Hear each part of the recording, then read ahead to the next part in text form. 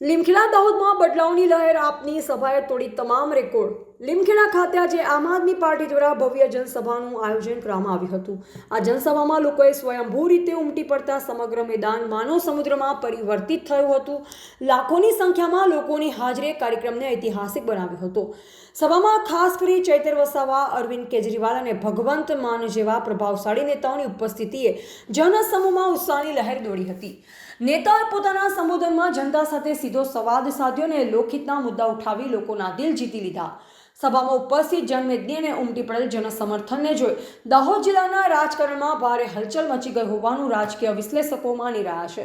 આ સભાએ આવતા સમયમાં સ્થાનિક રાજકીય સમીકરણોમાં મોટા ફેરફારોની શક્યતાઓને બળ આપ્યું છે. લીમખેડાની આ જનસભા માત્ર રાજકીય કાર્યક્રમ નહીં, પરંતુ લોકોના બદલાતા મૂડ અને નવા વિકલ્પ તરફના ઝુકાવનું શક્તિશાળી પ્રતિબિંબ બની રહી છે. રિપોર્ટર કિશન મોહનિયા, દાહોદ.